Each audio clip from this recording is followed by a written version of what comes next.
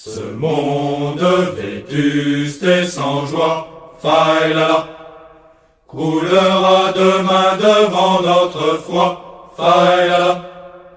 Et nos marches guerrières feront frémir la terre au rythme des hauts tambours des lansquenets. Et nos marches guerrières feront frémir la terre au rythme des hauts tambours des lansquenets. Nous sommes dans un monde de fous et dans un monde qui véritablement, organise de manière évidente, on pourrait dire, le génocide du monde blanc européen, c'est évident. On nous parle sans cesse du génocide, mais le vrai génocide, il est en train de se faire depuis plusieurs générations sous nos yeux. L'intérêt et la défense des Français. Nous ne baisserons jamais la tête. Bonjour à tous et à toutes, on se retrouve pour une nouvelle vidéo. Aujourd'hui, donc nous sommes le samedi 24 novembre 2018. Oui, c'est bien ça. Et donc, je voudrais faire un petit compte rendu de la manifestation à laquelle j'ai participé, qui s'est déroulée dans le sud-ouest de la France, dans la Bigorre. Donc, la Bigorre, c'est le terroir où se situe Lourdes. Donc, le département des Hautes-Pyrénées, si vous voulez. Donc je suis allé à Tarbes, donc c'est par là où je vis. Vous le saurez. Sud-ouest de la France. Donc, la manifestation est partie de la place de Verdun, donc qui est une petite place pour ceux qui viennent de Paris, c'est tout petit, mais enfin c'est quand même une place importante. Et donc elle est allée jusqu'à la préfecture qui se situe à l'opposé. Donc, je voudrais faire donc un petit compte rendu, comme je vous l'ai dit. Donc, on va essayer de voir un peu quels étaient les types de personnes. Donc, il y avait beaucoup de gens. En termes de classe sociale, je dirais que ça allait du prolétariat à la petite bourgeoisie. Commerçants, artisans, il y en avait qui avaient mis des affiches de soutien en vitrine. Donc, j'appelle ça la petite bourgeoisie sans mépris. C'est-à-dire que ce sont les classes sociales un peu aisées, certaines, il faut le dire. Par contre, il n'y avait ni la moyenne bourgeoisie, ni la grande bourgeoisie, et encore moins le sous-prolétariat. C'est-à-dire que le sous-prolétariat était totalement absent, c'est-à-dire les parasites sociaux n'étaient pas là. Du moins, c'est mon ressenti. Il y avait que des gens qui participaient, si vous voulez, ce qu'on appelle les classes productives de la nation. Ensuite, au niveau des âges, il y avait alors vraiment de tous âges, il y avait des jeunes, il y en avait avec des bébés même, il y avait des retraités. Donc c'était quand même plutôt des personnes d'un certain âge, mais il y avait aussi pas mal d'étudiants, donc c'était une répartition globale de toutes les personnes, de toutes les classes, de tous les âges. Il y avait une véritable unité, si vous voulez. Par contre, là où c'était très homogène, c'était au niveau racial. Il faut bien dire que moi j'ai observé, j'ai regardé, il y avait très très peu d'halogènes. J'ai dû voir 2 ou 3 halogènes, pas plus. Ce qui est quand même considérable pour une ville, Tarbes, qui est quand même grandement envahie par l'immigration, comme toutes les villes de France. Mais il y a quand même une invasion importante dans cette ville-là. Mais là, cette répartition ethnique, là, n'était pas... On ne la retrouvait pas dans la manifestation. On n'a trouvé que des caucasoïdes. Donc la manifestation s'est très bien passée, il n'y a pas eu de heurts. Franchement, ça s'est passé de manière... Il y avait même des policiers qui rigolaient avec certains manifestants. Ça a été très bon enfant, ça a été très bien cadré. Et il y avait du monde, donc c'est quelque chose de très très positif. J'ai vu qu'à Paris, ça avait dégénéré, ce qui est normal puisque c'est une grande ville et qu'il y a beaucoup de gens qui ont tendance à vouloir toujours certains trublions qui apprécient de foutre le bordel. Mais ça, c'est le propre aux grandes villes, je crois. D'ailleurs, d'où qu'ils soient, il y a de tout dans ces casseurs qui sont des véritables, ou des gens qui veulent en découdre à les forces de l'ordre, qui se prennent pour des super-héros. Ils repasseront. Des gens qui n'ont pas compris que c'est pas comme ça que se faisait une révolution. Bon, bref. Révolution, c'est pas casser la gueule aux flics. C'est s'en prendre au pouvoir en place. Avant tout, et surtout, c'est faire une révolution intérieure. Voilà. C'est pas aller casser des vitrines ou jeter des pavés contre les policiers. Ça, c'est débile. C'est complètement débile, improductif, et ça, d'ailleurs, ça ne porte pas... ces réactions épidermiques ne portent pas en elles-mêmes un projet politique. Donc voilà, donc là, pour le coup, c'était un mouvement qui était citoyen, mais qui était populaire. Voilà. Pas populaire au bon sens du terme. Et donc ensuite, il y avait, donc, en marge de la manifestation, il y avait 3 féministes, ce qui est quand même un nombre assez faible qu'il convient de rappeler. Et il y avait également un militant de l'Union populaire républicaine, je suppose, ou un adhérent, ou un sympathisant, je ne sais pas, en tous les cas, qui distribuait des tracts avec le terme Frexit. Je l'ai là. Frexit, récupérons notre démocratie de l'Union populaire républicaine. Qui était en marge de la manifestation, qui n'était pas dans la manifestation, attention. Ce point doit être souligné. Là aussi, bon, c'était quand même important de le souligner. Je me répète beaucoup. Donc voilà, donc il y avait... et ensuite, oui, lorsque nous sommes sortis de la manifestation, hein, les gens avec qui j'étais, il y a un homme de l'outre-mer qui nous a dit qu'ils étaient avec nous. Bon. Mais sinon, globalement, c'était quand même homogène ethniquement, ce que je vous disais au début. Donc là, c'était la première partie, donc, qui consistait à faire un compte-rendu de la manifestation.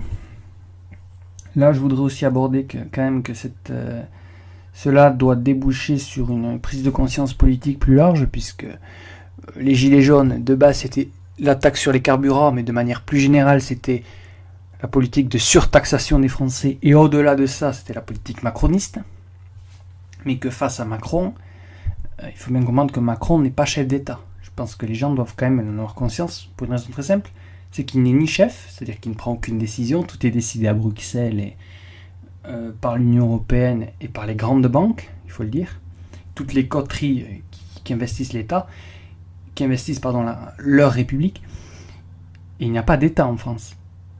C'est pas parce qu'on est surtaxé qu'il y a un État pour autant. L'État n'est pas une caisse enregistreuse. L'État ordonne la société. Il est là pour créer une société organique. Là, il ne joue plus son rôle. Il est juste dans il nous pompe notre fric. C'est la seule chose qu'il sait faire, d'ailleurs. L'État est devenu une pompe à fric. Ce n'est pas son rôle. Son rôle, c'est d'organiser la société pour la mener vers une société meilleure. C'est là, comme le dit le Parti nationaliste français dans son manifeste, c'est la nation organisée dans l'accomplissement de sa destinée. C'est ça l'État. Là aujourd'hui ce n'est plus le cas. Donc il faut restaurer l'État. Donc tous ceux qui ont un discours un peu ou qui réduisent les questions à la question des taxes, ou qui s'attaquent uniquement ou qui disent qu'il y a trop d'États en France, se trompent de combat. Se trompent de combat puisqu'on est quand même dans un pays qui est ouvert à 80%. Au niveau économique, sur le reste du monde, qu'on ne peut pas restreindre le mouvement de capitaux, puisqu'on appartient à un organisme qui s'appelle l'Union Européenne, qui nous empêche justement de s'opposer à cette concurrence déloyale et aux délocalisations notamment. Bon là c'était pour rappeler tout ça. Donc les solutions pour sortir de ça, c'est évidemment au niveau économique, donc de sortir de l'Union Européenne et de l'euro, c'est la base de tout. Hein. Et ensuite, c'est de faire en sorte que si une taxe est mise en place, elle ait un véritable impact positif sur la France et sur la production. Je m'explique. Lorsque l'État met en place une taxe, cette taxe doit avoir un rôle social. C'est le rôle de l'État. Un rôle social. C'est-à-dire que, par exemple, mettre une taxe, faire des frontières économiques, ce que font tous les pays, ça permet de soutenir la production locale. Là, c'est une taxe utile. Après, il peut y avoir aussi des taxes de type écologique. Moi, j'y suis pas opposé, mais par exemple, je donne un exemple, le kérosène n'est pas taxé, alors qu'il devrait l'être. Je suis désolé, mais le kérosène qui pollue énormément devrait être taxé, surtout que ce sont de grands groupes privés, et non pas les particuliers. Ensuite, on me parle de transition énergétique, qui est un thème qui revient assez souvent, qui est assez d'ailleurs absent dans les débats, je dirais, à la droite, à l'extrême droite. Moi, je pense que c'est un combat essentiel, la transition énergétique. Parce que ça fait partie de la dynamique de l'histoire. Puisqu'il y a une dynamique de l'histoire, il y a certes le mouvement des idées, qui garde une constance, mais il y a aussi la dynamique de l'histoire. Alors attendez, 2 minutes, j'attrape juste mon chargeur. Mon ordi n'a plus de batterie. D'où le bruit un peu intempestif. Voilà. C'est bon. Donc ce que je disais, c'était que pour soutenir la transition énergétique est un enjeu important. Comment soutenir la transition énergétique? Est-ce que taxer les Français va servir à quelque chose? Sincèrement, non. Il faut. Déjà, il est vrai qu'il y a trop de voitures qui roulent. Mais il y a trop de voitures qui roulent pourquoi? Parce qu'il n'y a plus de transport en commun. Parce qu'on ne soutient pas des filières d'avenir comme... Là, je suis désolé, mais Philippot a fait le boulot. J'ai beaucoup de désaccords avec lui, mais pour le coup, il a fait le boulot. Qui sont par exemple les voitures à l'hydrogène. Soutenir aussi,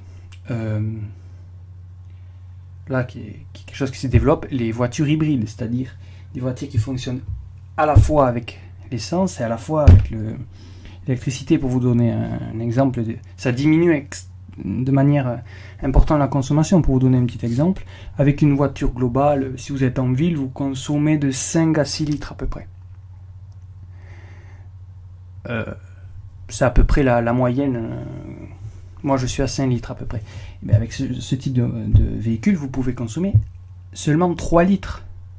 Ce qui est quand même considérablement moins. Vous en conviendrez. Pourquoi ne pas soutenir ces filières énergétiques?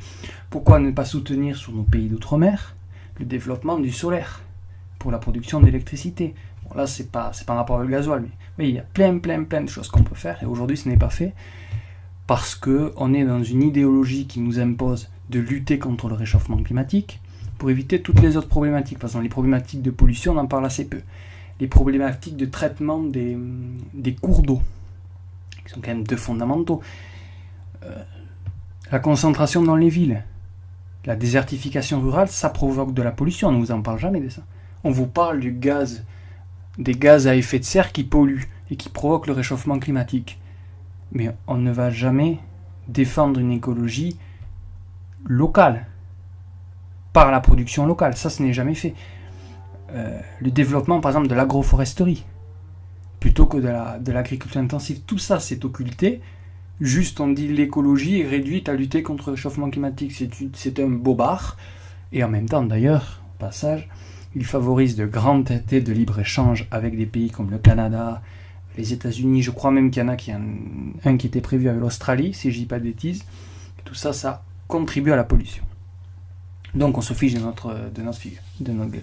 Bon, la transition énergétique, il y a plein de choses à dire, je vais pas m'attarder là-dessus. Ensuite, il y a un autre élément important que je voudrais faire, c'est que là, on a eu face, d'abord, on a eu affaire à une réaction citoyenne, maintenant il y a une réaction politique à avoir.